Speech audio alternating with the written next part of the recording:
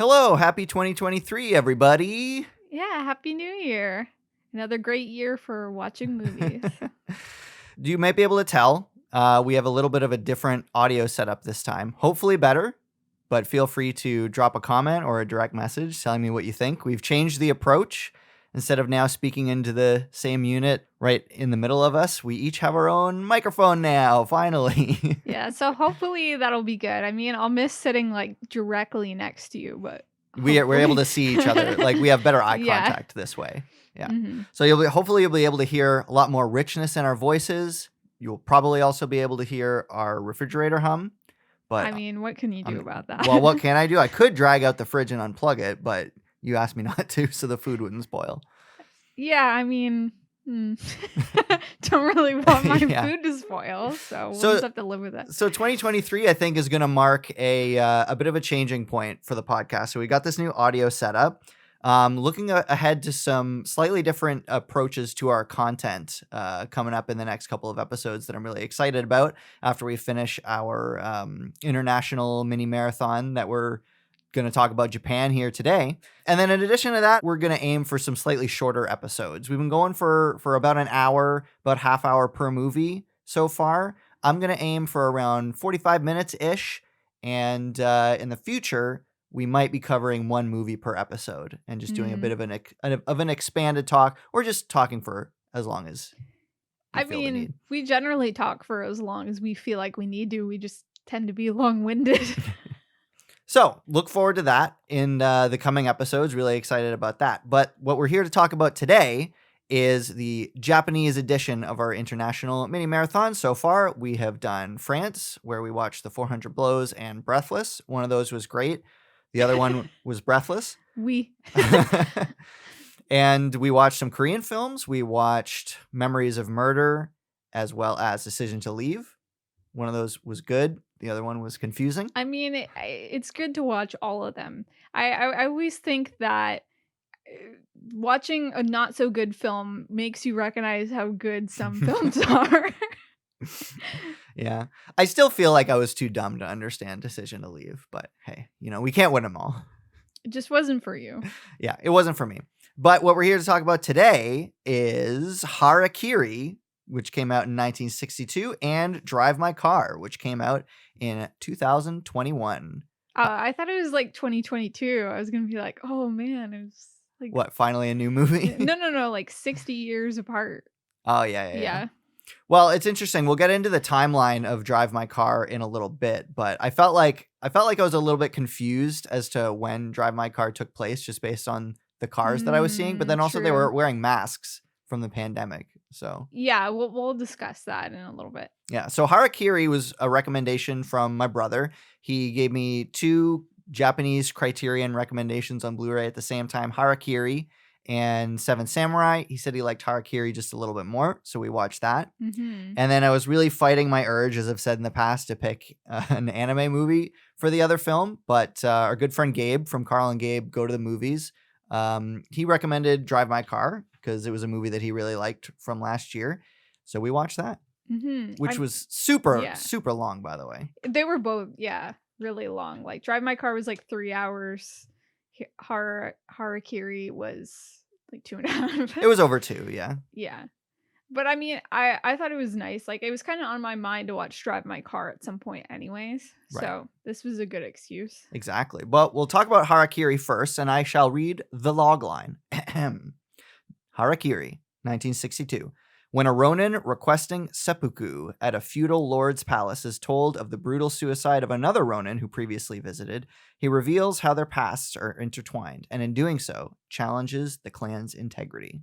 It reminded me kind of like 12 Angry Men.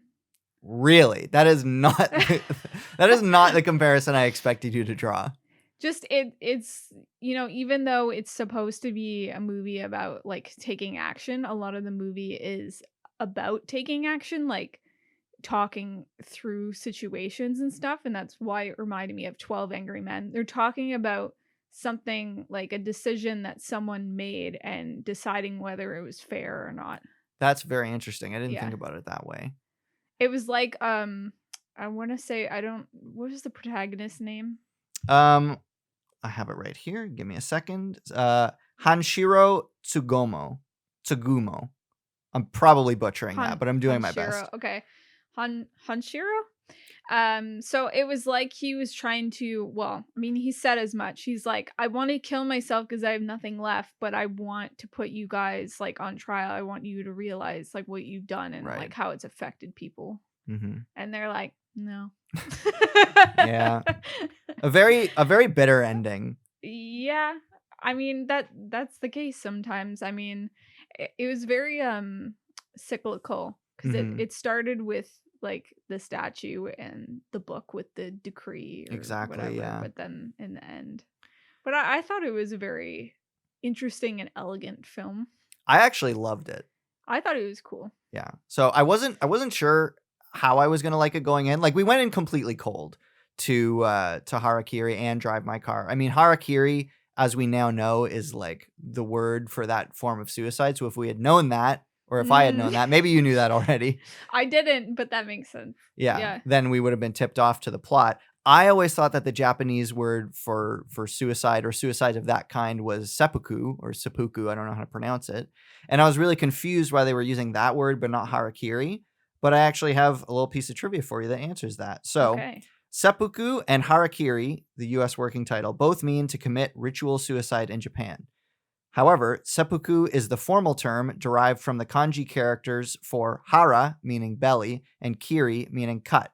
Harakiri is the cruder, less polite term for this act. Oh. So basically, they both mean the same thing. Well, they chose sort of the cruder version to just emphasize how bad it was. Yeah.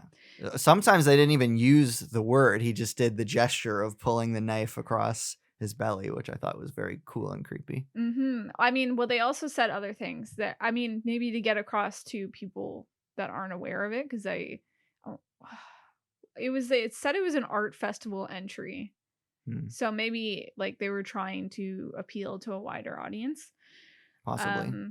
They also said like cut his belly open and disembowelment. Yeah. But that might just be the English translation. It's hard to say exactly what the Japanese equivalent of that would be, but right. So like they at least explained, because like as soon as the movie started, they started talking about harakiri, and both of us turned to each other like, what's harakiri? I'm like, well, it's the title. I think this is probably important that we know what it is, but they explained it, yeah, which so. I said that they probably would. Mm-hmm. So one thing that I really loved about this movie was how it built the storyline over time and just like expanded all the layers to the story in such a beautiful way and built the tension. It peeled it back like an onion. That's right. And so I love that, you know, you're not even really on the side of the guy who walks in initially, and you're kind of detached from all characters right off the bat. And then as he tells the story more, probably only by like the halfway point do you start identifying with him and really start rooting for him.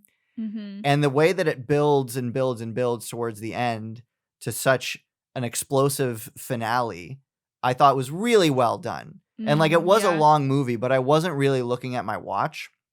No, me either. And it's funny because you were saying that a lot of the movie is like talking over events and discussing them in depth, similar to 12 Angry Men. Around like the 3/4-ish mark, I was thinking to myself, like, am I about to see a samurai movie without a single samurai fight or a single sword swung? And then it turned out, in fact, no, that was not the case. Well, I'm glad that there was sort of kind of a climactic build up to it. I thought the scene of them in the field was super, super elegant. Which field? Like, sorry? Like the courtyard, you mean? No, so the hero character fighting the third swordsman in the field with the grass and wind blowing, and there's like the canted shots of them holding their swords up. That was really beautiful.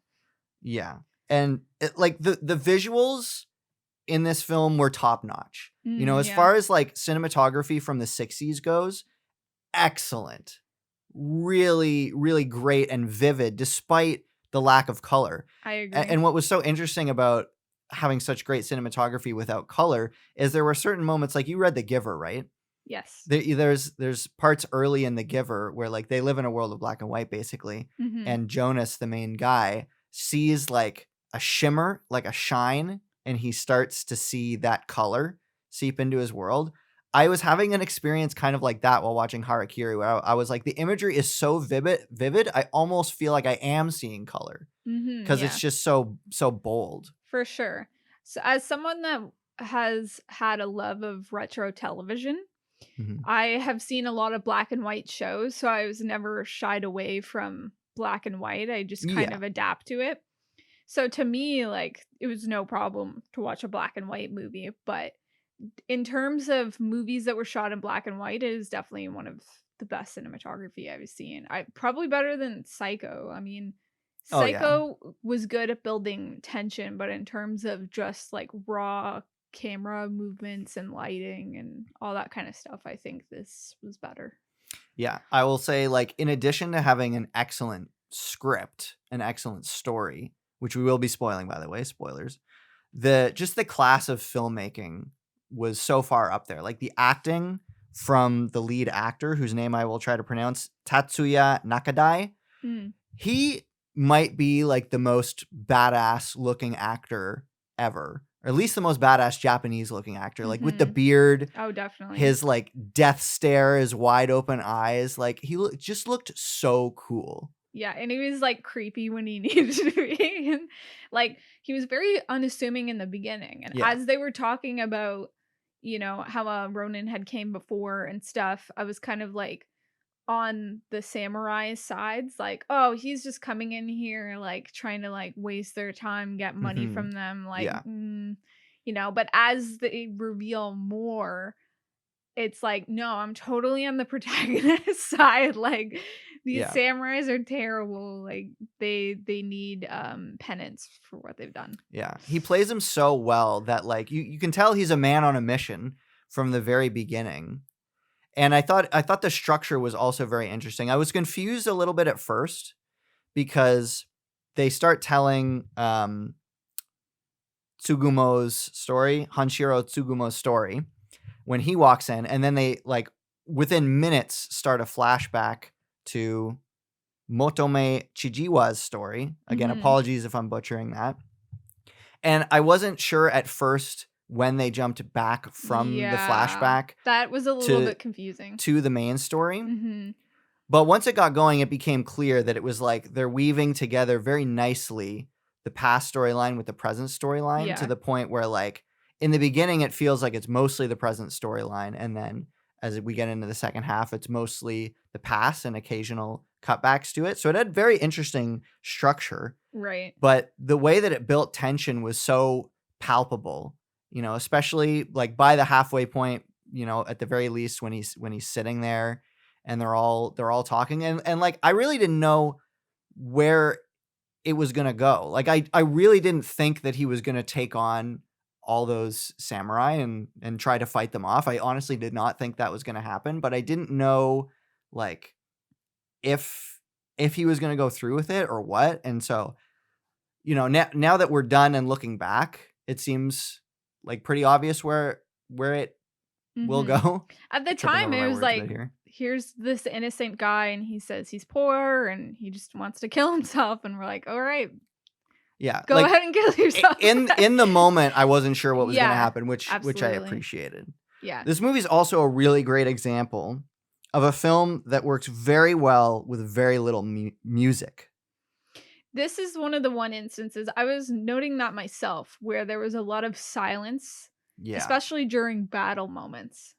And it felt like the battle moments were fairly realistic, like, it was Mhm. kind of clumsy. Clumsy. Yeah, yeah. Whereas in some Hollywood movies now, Like like, if Kill you Bill. see excellent swordsmen, they're just, like, slashing each other back and forth, really quick motions at each other, but this is a lot more practice, like, they're holding up the sword, they're not sure who's gonna take action first, they take one swing, they don't wanna get hit, they step back, it's just a lot of standing and waiting and, Yeah. clumsily running around. It was so funny watching the samurais, like, run down the hallway. Yeah.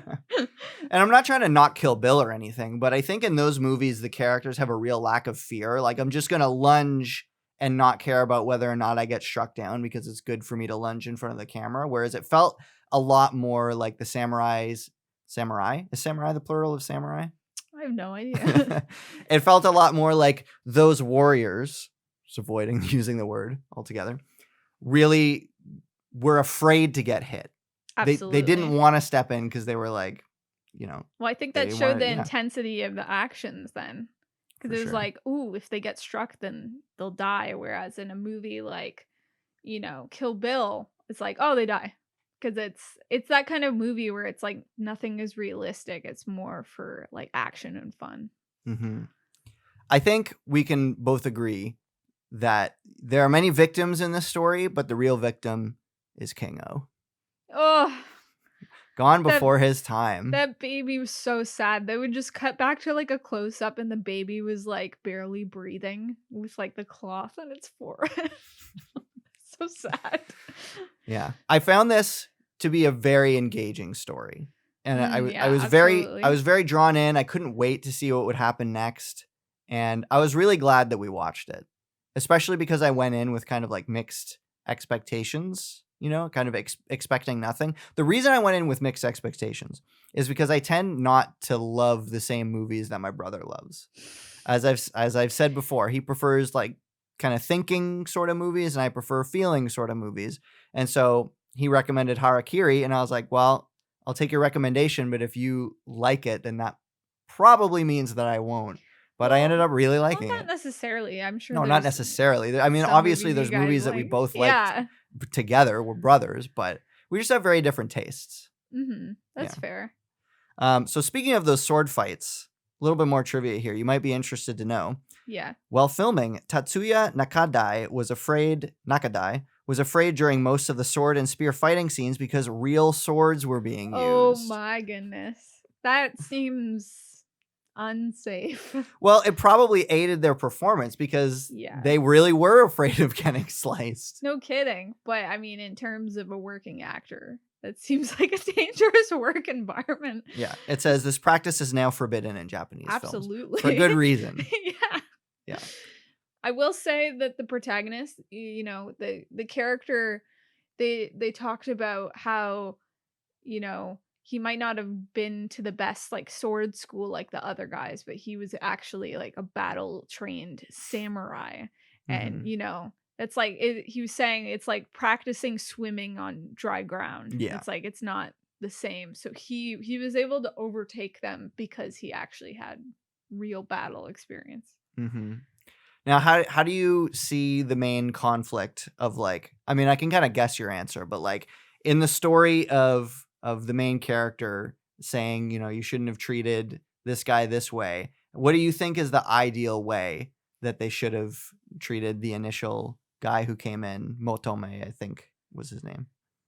Well, that's why it makes me think of 12 Angry Men because it's kind of like a gray zone. Obviously, I'm not in favor of anyone committing suicide, Hmm. but I think in terms of the principle of the thing, if you say that you're going to do something, then you should have the intention of doing it.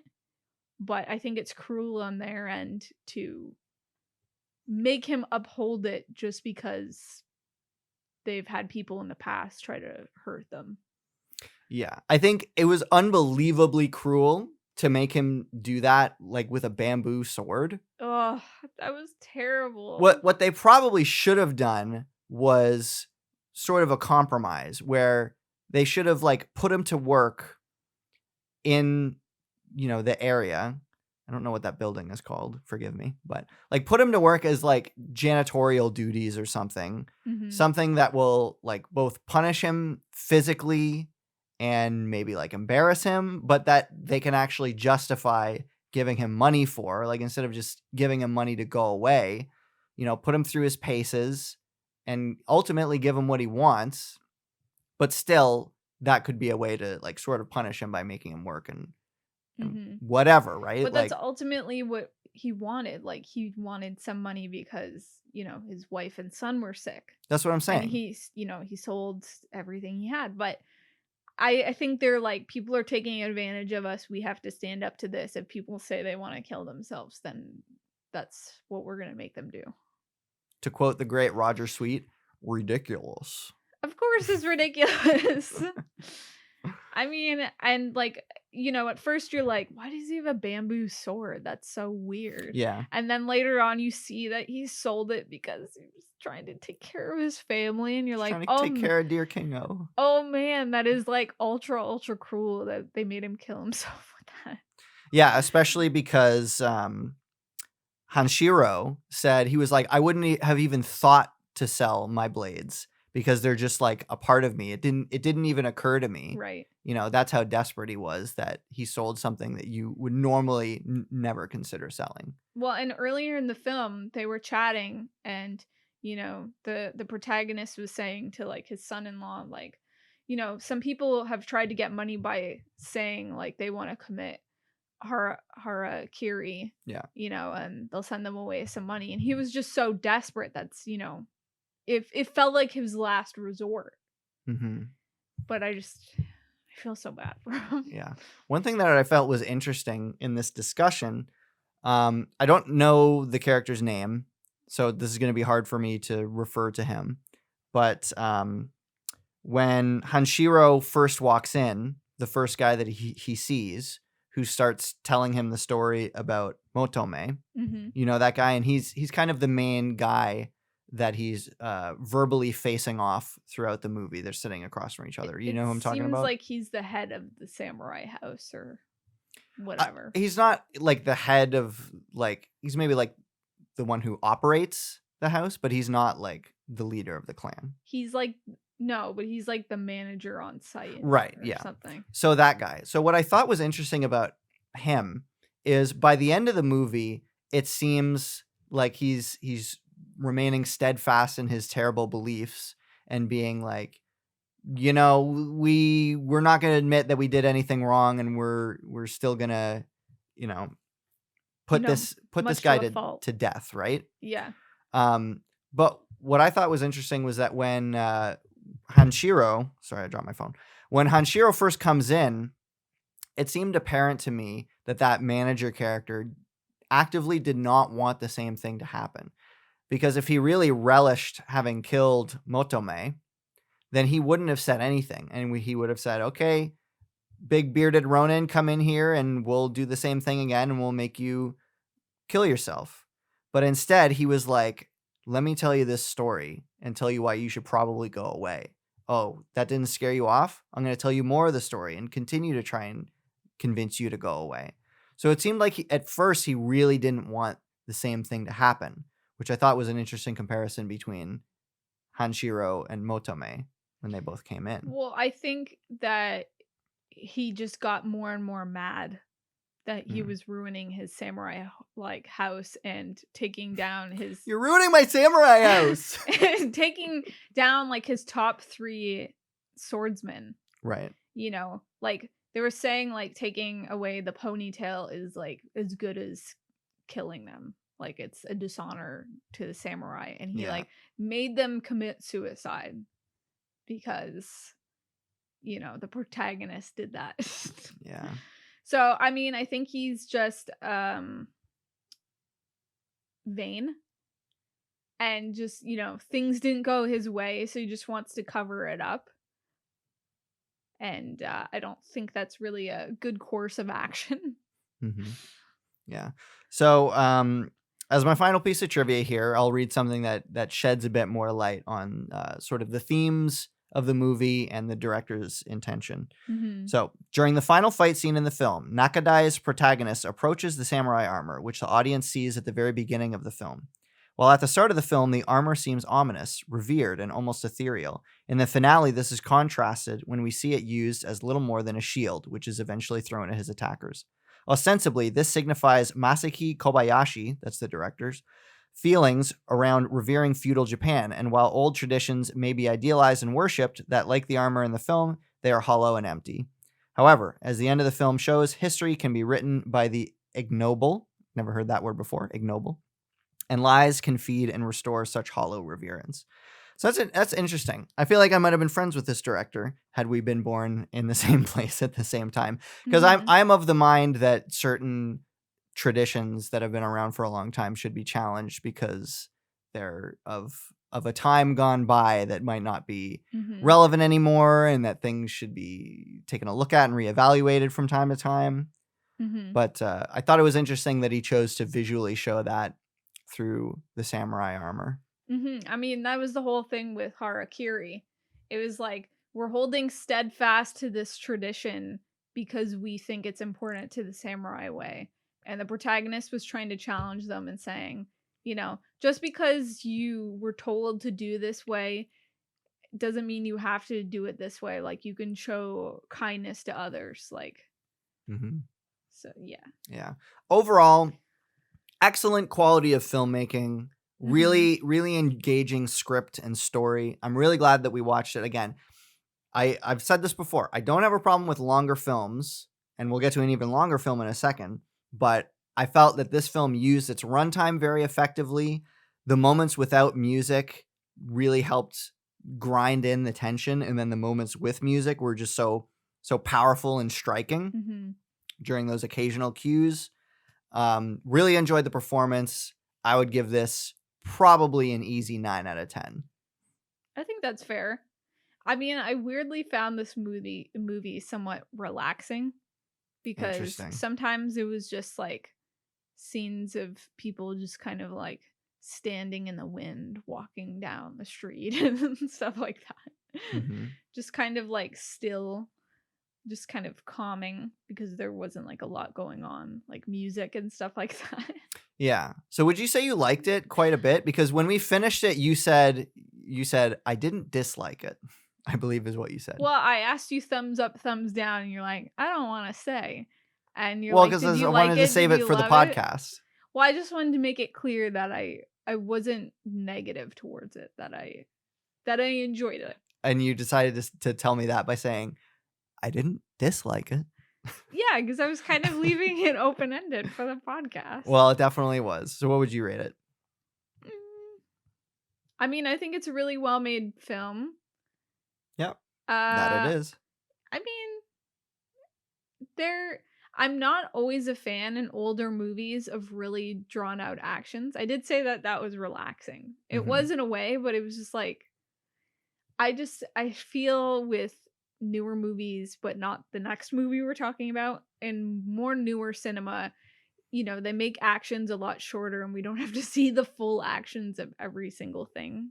You know what I mean? Hmm. Like people running down corridors and like Yeah. picking things up and stuff. I think in this instance, it just helped things to feel more real.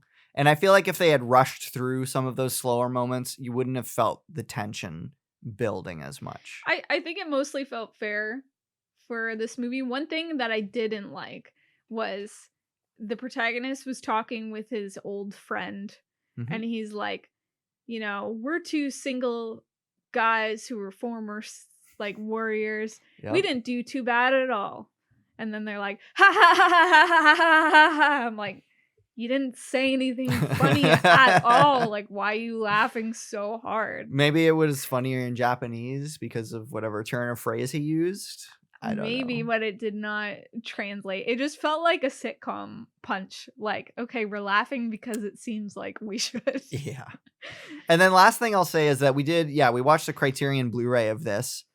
I definitely appreciated the criterionness, if that's a word. Of course it's not, but the criterionness of this edition of it, because it did look really good. It It did. Yeah. did look like it had been restored. The Criterion fade is still here in full force. I've talked about this before. In Criterion restorations that I've seen, all of a sudden when there's a cross dissolve between two shots, the restoration quality like goes down. That's Oh. still here, but it only happened like once. So it wasn't too distracting. I don't know how they would go about fixing that, but I mean, overall, I think it looks really pretty. I was a little worried because I sort of began to read the log line on the back of the box, and I'm like, I don't know if this Okay. is gonna be my kind of movie. All I read was like this older man who used to be a warrior comes back and surveys his land or something like that. And I was like, ooh, this sounds like it's going to be really slow and dull. But it ended up being really interesting. Well, I happen to have the Blu-ray box right here. Yeah. So the the back of the box says, Following the collapse of his clan, an unemployed samurai arrives at the manor of Lloyd Lee, Lyi Lee, I don't know, begging to be allowed to commit ritual suicide on the property. So you read that first part, I guess. I only read the first part. I didn't read the ritual suicide part. Okay, Because good. I read the beginning and I was like, oh, it's about some old samurai. Is it gonna be like a Clint Eastwood movie kind of Right. thing? Yeah. There's always parallels to that. It's like samurai movie versus cowboy movie. It's like, always like a solo protagonist taking on like a bunch of people and Yeah. challenging things. I think I actually read that about Seven Samurai, that it was like the best. There was a quote that I read that was like, it's the best Western movie ever made, like sort of as like a joke. That's nice. That's cool. Maybe I'll that was have to watch it. maybe that was about Harakiri. I'm not sure, but what else was interesting about Harakiri is that it was a story that could only take place in that place and in that time. Absolutely. There's no other way that you can adapt that same story anywhere or any when. Not that else. exact same story, but Like challenging of traditions. Sure. Yeah, but you couldn't do that in America, like No. North America. Like someone comes to the door of a castle and is like, "Please let me commit suicide in your courtyard." Like that's not a thing, and it's very specific in the time period that it's like after that practice was common, but when it was still sort of being done. So it seemed like it was very on the way out. Yeah, it was very specific in that way, which I appreciated. It seemed like it was tied to religion because they were saying like you have to do it in a proper way, otherwise I'm not gonna get to heaven or something like that. Like the protagonist is like saying like I need my second man to cut my head off properly, otherwise I won't get to heaven or just something weird like that. Any other thoughts before we move on to Drive My Car? I don't know if I gave it a rating, but I think I'm gonna give it like a 9. Ooh, right on. Yeah. That's high praise. Yeah.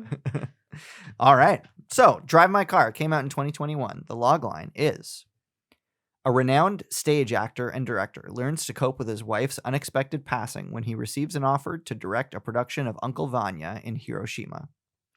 I'm glad I didn't read that log line. When the movie first came out, it gave a log line of like the first 40 minutes. And I was like, really? oh, is that what the movie is like all about? And so then I went into this movie thinking the first 40 minutes was what the whole movie was going to be about. Instead, it took like a dramatic shift, which was interesting. I was like, oh, okay. Well, yeah, I also went in completely cold. So right off the bat, elephant in the room, 40 minutes until the opening credits. I guess holy cow. Well, it sort of starts off quiet with her like telling a story in front of the window, and it's like sunrise, and it almost feels like the opening credits are rolling, except they're not. I think they just didn't want to break up the momentum of that story, and they're like, okay, here is all the setup for the actual story we want to tell, so we're gonna put the credits in at the beginning of the actual story we want to tell. And I do appreciate that, because I hated the first 40 minutes. It felt like the first 40 minutes were the first 40 minutes to a different movie than everything that came after the first 40 minutes. I would agree with that. Well, I had read the log line. Basically, the wife the wife likes to tell stories when she's intimate with her husband and stuff like that. So I read that and I was like, that seems like a really weird movie. I don't know if I would be into that. And it was fine. Yeah, well, I say this like from a style point of view as well as a story point of view. The tone of the first 40 minutes I was not into, and I found it very pretentious. Yeah. Particularly when the wife is telling her stories, when she's coming up with her stories, just her wording. I was like, I don't have patience for this. This sounds like, very like art student, like it being did feel deep like, kind of thing. Yeah, #deep. But I'm assuming that was purposeful, because the rest of the movie was fine, and it wasn't like that so much. And again, I'm glad that they put the opening credits at the 40-minute mark, because then that signaled like, hey, it's going to be something different from here on out. And I was glad, because I did not like everything that happened in the first 40 minutes. My fear after they played the opening credits was that they weren't going to refer to this, what happened in the first 40 minutes enough, because they set up a lot of stuff in that first 40 minutes. They set up, he learns his lines while driving, read by his wife. Yeah. They had a kid who died. Right. The wife is cheating. The wife died, and he has glaucoma. And of those 5 things, first of all, 40 minutes is way too long to explain those 5 things, in my opinion. But They could have maybe made it shorter, but I don't think that's that kind of movie. I'll get more to that in a second. Of those 5 things that we learned in the first 40 minutes, I thought that those weren't going to come back into the story. And luckily they all did, except him having glaucoma, which didn't matter at all in anything. It's funny because it should have mattered. Yeah. Where, they're like, okay, we're providing a driver for you. And, it's like, oh, because he has glaucoma for insurance reasons. And they're like, no, it's because of this other thing. Yeah, it's like they messed up. It's like they forgot that they already gave a reason for him to need to be driven. So they gave another reason. Yeah, that was a little sloppy. But fine, whatever. Doesn't really matter. We'll just let that be. Yeah. So about the first 40 minutes, I know I've said this to you off mic. I don't know if I've said it on the podcast. But to me, it takes a lot more skill and talent to get across ideas, thoughts, and a story in a short amount of time than in a long amount of time. So like if you were to watch my life from the beginning up until this point in real time, yes, you would understand everything about me, but like, of course you would, because you spent like 26 years watching my life. But if I was able to, in 5 minutes, tell you all about who I am, that takes a lot more talent and energy, frankly, I think to boil it down. Yeah.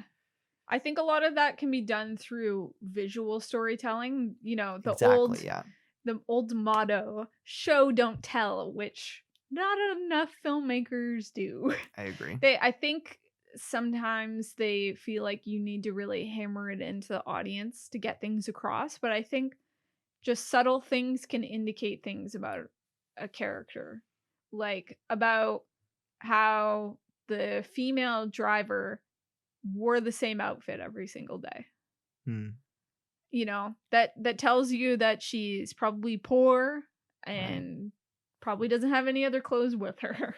Well, I didn't notice that actually, but I noticed she wore the same jacket, but the same outfit every day. Yeah.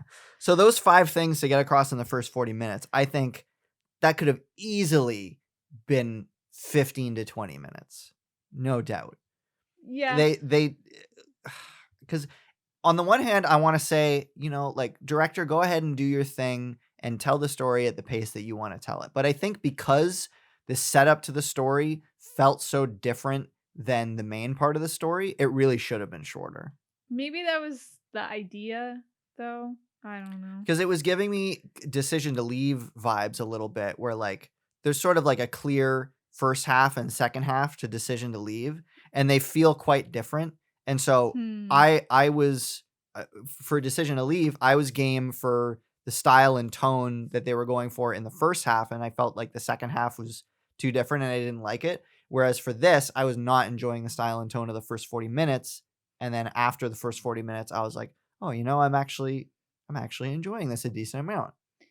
Parasite was kind of like that too, where the first half was more of like a heist movie and the second half was like more of like a dramatic thriller. That's true. I think those two halves were weaved together a lot better. Well, that was a good case of like a turn. Yeah. And that made more sense because it was more of like a mystery movie. This was, You Drive My Car was not. Right. But maybe that's a thing in like Asian filmmaking where they feel like we will show you something and then we will show you something completely different. Right. Maybe it's just like a more of a cultural style thing over there. I don't know. It is an assumption. So once the movie actually got going, I enjoyed it quite a bit. And I feel like I might enjoy it on another level, potentially, if the filmmakers did their jobs correctly. I feel like I might enjoy it on another level if I was familiar with the play Uncle Vanya, because they do many scenes from that play, and they do many scenes repeated. You'll hear a scene as as the lines in the car read by his wife, and then you'll see that scene acted out later. Mhm. There's a couple of times where they almost do like full scenes, multiple minutes. And so I feel like there's got to be subtext for the main story, and probably not even subtext, probably just straight up text because they're literally reading the text of the Mhm. play. But part of me not knowing Uncle Vanya was like when they were playing those scenes, I kind of clicked my brain off just a little bit Hmm. because I was like, this isn't the main dialogue, so I'm not going to read into it as much as the main dialogue. Um, Intentionally, because if I ever do see Uncle Vanya someday, um, I don't want to be too familiar with it. So I'd be interested to watch Uncle Vanya and then come back and watch this Mhm. and see how they weave together. Well, okay, so here's my thoughts on it. Go ahead. I thought they were purposely weaving in and out scenes from the film for what was applying to his life at that Yes. moment. I figured they were as well.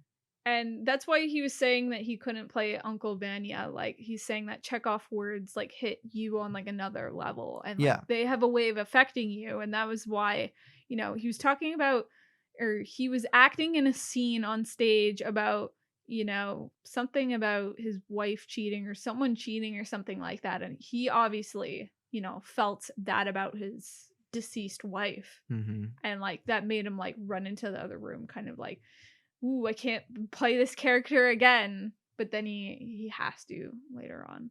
But it seems like um because of that he's able to heal. Mm-hmm. Later on he's able to do that. Through the help of his driver, I believe that him and his driver have sort of maybe like an uncle niece relationship, and it's mirrored in that way, that the uncle and niece are teaching each other something. Like um the actress that used Korean Sign Language. Mm-hmm. She's saying, sometimes there's hard things in life, but when we're in heaven, we'll look back on this moment and, everything will be okay. And, we're getting through this hard moment in our life and everything. And it showed like a shot of her, the driver, Yeah. watching the movie, and that was kind of the end of things. So I think it was kind of mirroring their relationships, showing like, okay, we've both been through similar trauma. We're gonna get through it together, and we're gonna come out the other side, and we're gonna heal from this. Yeah. I think like I liked the movie decently. I thought it was good, not great. I think maybe if they had honed in on that relationship just a bit more, It was a then slow burn. it was a slow burn. Then I would have liked it more because by the end of the movie, that relationship felt very important. Hmm. Whereas earlier in the film, it felt like we were placing a lot of weight on like the young actor character, Hmm. ultimately to have him sort of like not really matter in the grand scheme of things. I think that was kind of part of the point, was that he was very distracted by him. Um, and then it was purposeful to show that like, this guy doesn't matter in your story, right? Um, I felt like maybe he needed to have that closure with him to talk right. about his wife, and it was like a way for him to heal.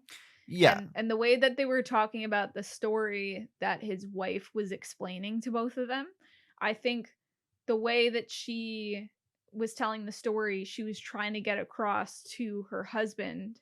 Ultimately she didn't finish it with her husband, but she was ultimately trying to get across through the parallels of her character was, that she was hiding a secret, but she can no longer hide a secret anymore, and she has to tell someone, just like the character in her story had to. Yeah. Yeah, that makes a lot of sense because she was like, after, and when you get home, can we talk tonight? Because Hmm. she felt like she had to reveal it. When I was saying like the guy didn't matter, I didn't mean the guy didn't matter to the story. I just meant like the guy himself is a representation of her affairs, Yeah, essentially. absolutely. Yeah. But the guy himself doesn't really matter to our his, lead his character's life life. story, yeah, for Yeah. sure. And it was, yeah, so I would have liked to see that uncle niece relationship, or like it was almost sort of father daughter representative, because that is one thing that I noted, that I think the reason why they show that they had a kid who died in the first 40 minutes was to show his driver kind of filling that role later in his Hmm. life and being the daughter that he didn't have. He even said that the driver was the same age as his daughter, if the daughter was still alive. I miss him actually saying that, but I did pick up on it that she would have been about the same age. Yeah. Yeah.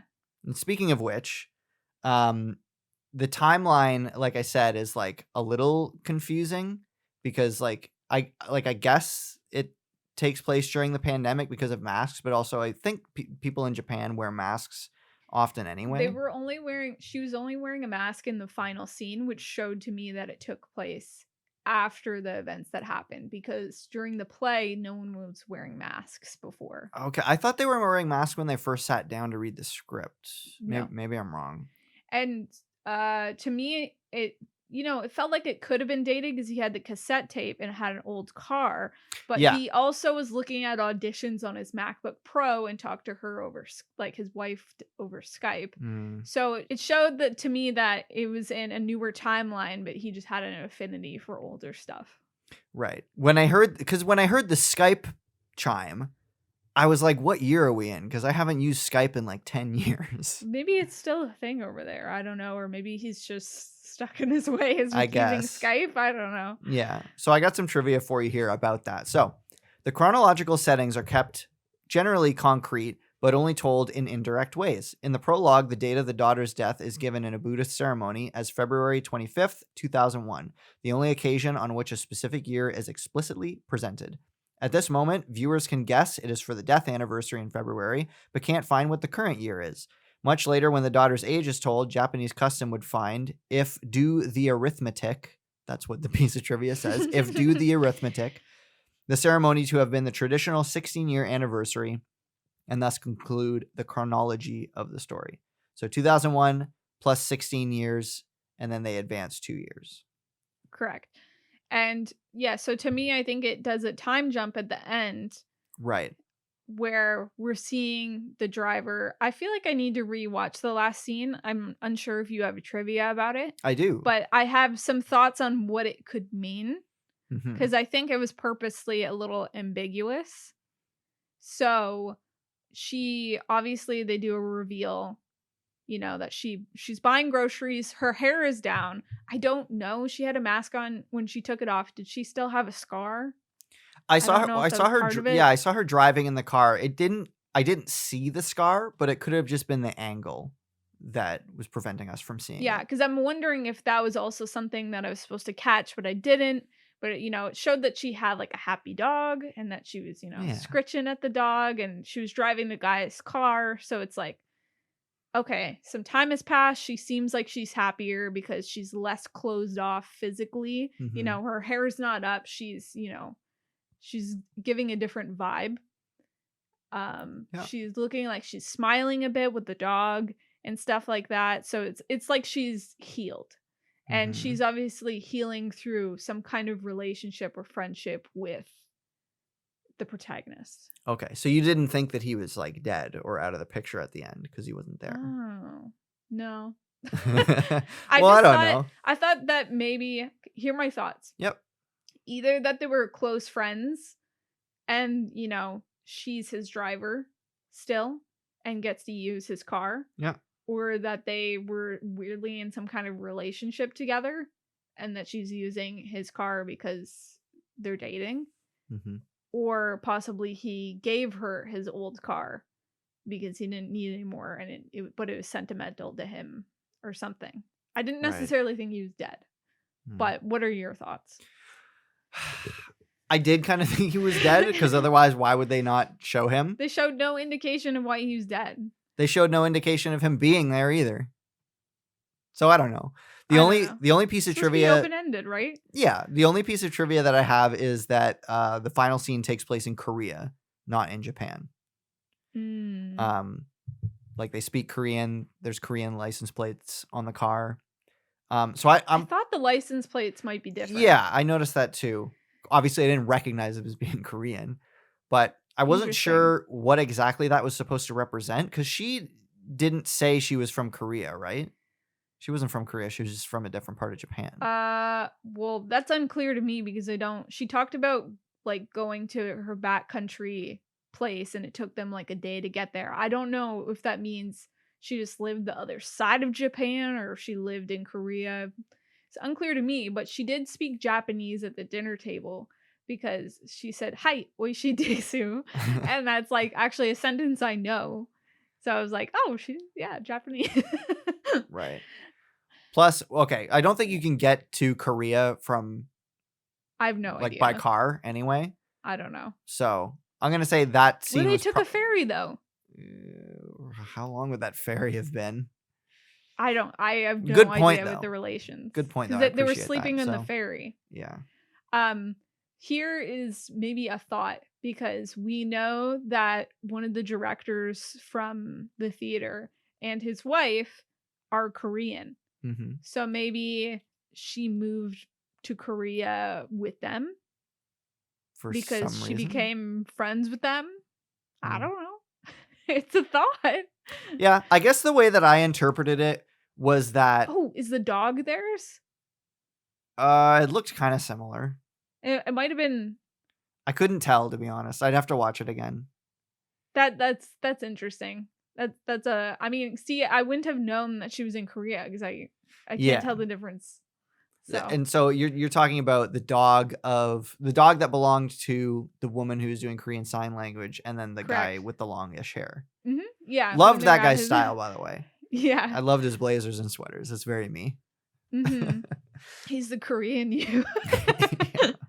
So I guess the way that I interpret the ending is that he has died and is out of the picture, but he formed he ended up forming such a strong bond with her that he leaves her his car and his will, It's possible. because obviously the car meant a lot to him and driving is very important to her. and she so- liked driving his car. Yeah. Yeah. So that's kind of how I interpreted it. Yeah, it's possible. It is very possible. And and she knew people from Korea, so maybe she was like, I didn't know where I was going before, but I know people in Korea, so I'll end up there. Mm-hmm. So it's interesting to think interestingly about that actress, if you can believe it. So Toko Miura, again, I'm sorry if I'm butchering that, but what can you do? Toko Miura, playing the chauffeur, did not drive in real life and did not even hold a driver's license when she was cast. But they showed her driving in shots, and I noted that it was impressive that they showed her behind the wheel and it didn't look fake. Interesting. Maybe they did a face replace. Maybe she drove illegally and in parking lots or That something could for the be. shot. Yeah. The only other thing that might lend a little bit of info to the ending is that apparently the movie was supposed to originally take place in Korea, but they couldn't do it in Korea for COVID reasons, I guess. But again, I don't know what that means for the grander scheme of the story, really. Well, I thought it was interesting how there were so many different languages and how they were translating back and forth. I thought that was a cool performance, putting all the subtitles on the big screen for all the different languages. So the one actress, her first language was Mandarin and spoke English as well. And then there was Japanese and Korean Sign Language. Yeah. So it was cool, like going beyond the boundaries of things. Right. One thing that super confused me about this movie was when they got in his car initially, which is pretty well the only car that you see being driven in the film. When they get in his car, the driver's seat is on the left side. And I was like, that's weird. I thought the driver's seats in Japan were on the right side because I've been in a Japanese imported van before. And it was on the right side. And I was like, that's really weird. I guess I forgot. I guess I was mistaken. But then they're driving on the left side. Mm-hmm. So I'm like, wait. So in America, you sit on the left side and you drive on the right side. In the UK, you sit on the right side, you drive on the left side. And in Japan, you sit on the left side and drive on the left side. But no, it was just his car. In Japan, the driver's seat is on the right side. So, well, I noted that it was a Saab. Where is the Saab from? No idea. Is it American? I don't know. Bold of you to attempt the pronunciation of Saab, because I was intentionally avoiding it because I didn't want to sound stupid. Saab. I assume that's what it is. If it's not, then who cares? I don't know. Yeah. So it says, in Japan, cars drive on the left side of the road and are right-handed. So the vintage left-hand drive Saab, I don't know how to say it, would be a rare imported car there. See, that was very confusing to me because since they didn't show any other cars with the driver's seat on the right side, Oh, true. I was just like, every time I saw it, I was like, what? My brain is breaking right now. Yeah, that's fair.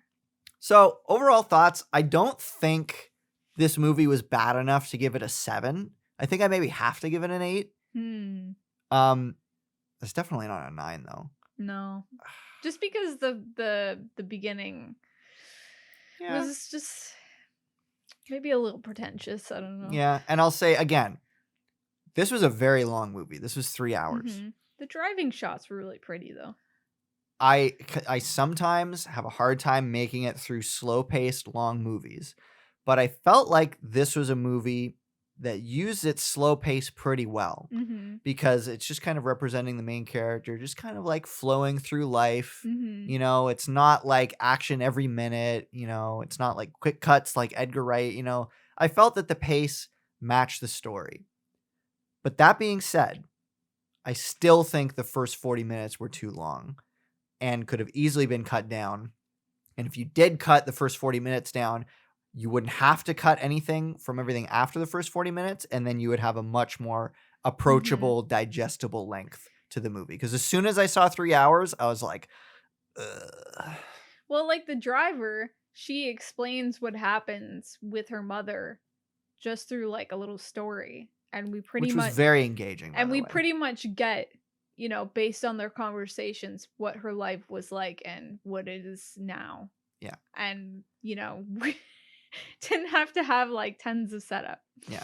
So that was an example of tell, not show. But it was done effectively. They did it effectively, you know. I felt it might have cheapened her story if they did do a flashback and like showed the experience. I agree. But I do think that the first 40 minutes was a lot of showing and telling, and it didn't have to be that long. So I would give it, you know, I'm going to go back on it. I'm going to give it a 7. I am going to give it a 7 after all. Interesting. There was a lot to like about the movie. Yeah. And I enjoyed the driving shots. And, you know, I'm reading the book On the Road.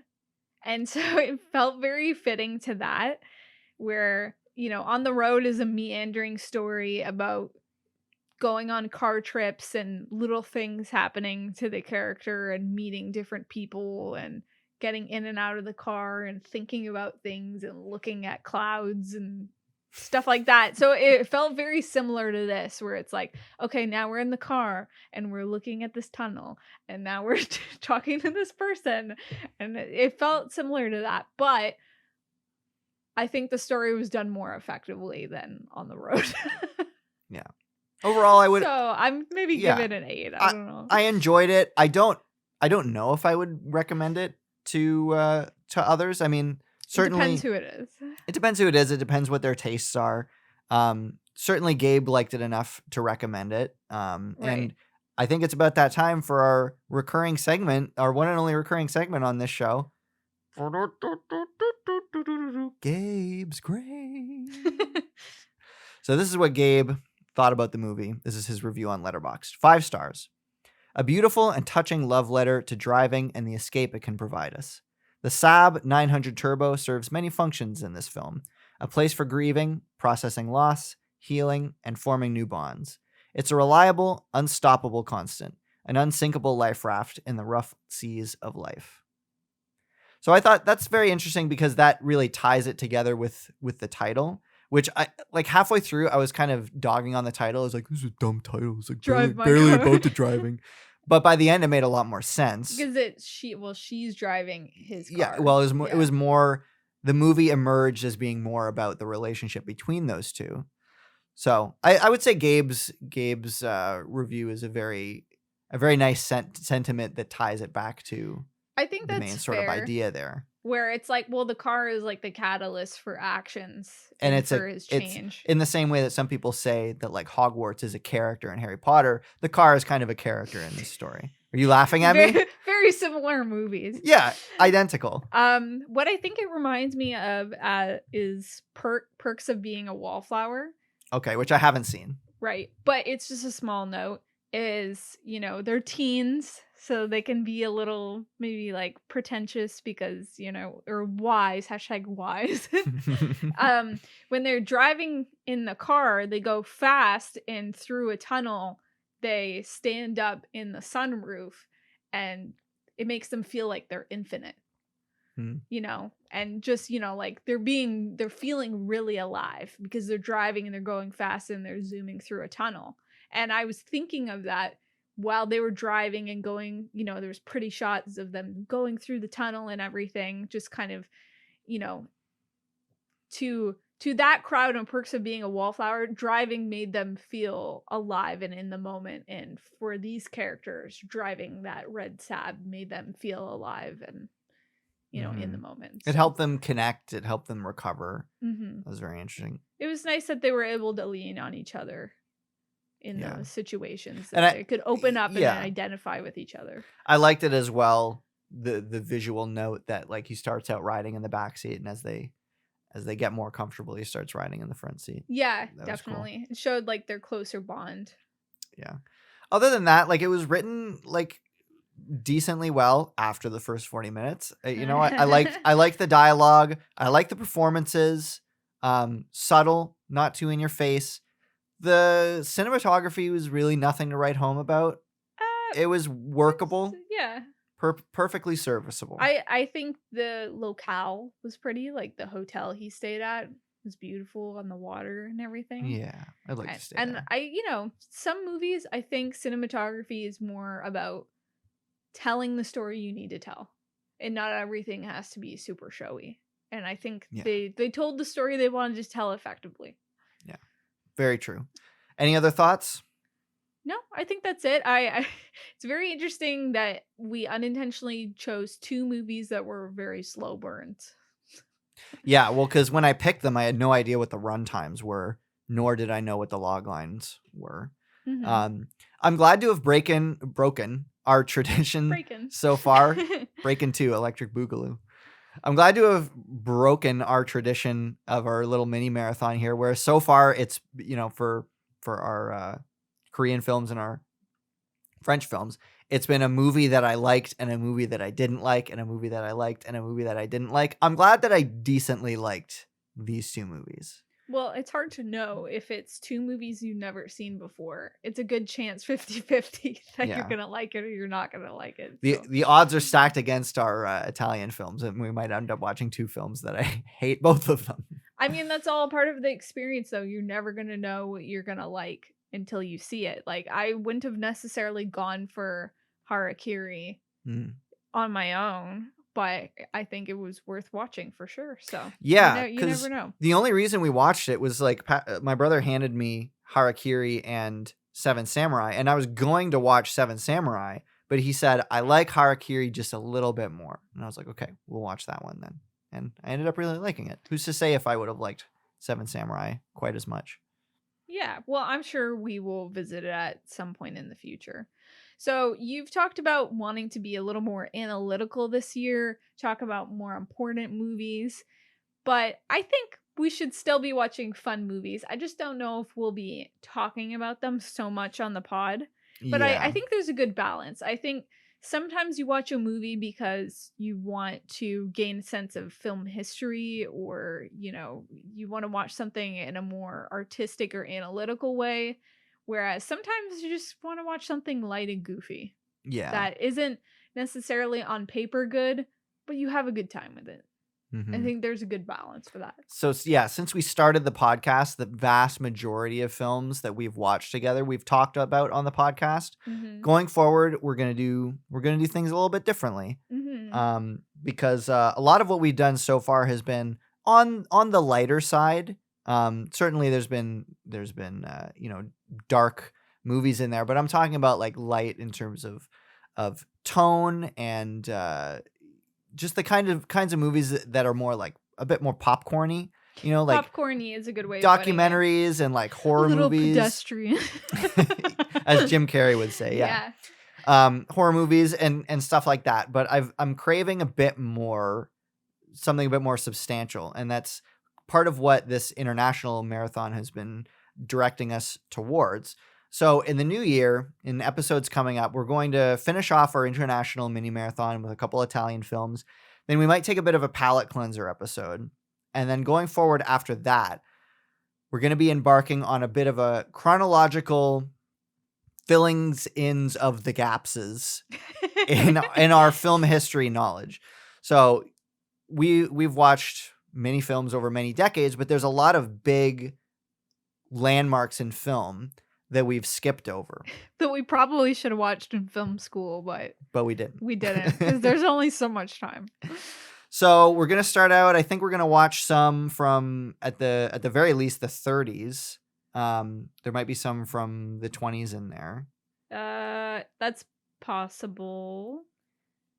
And all the way up to maybe like the 70s.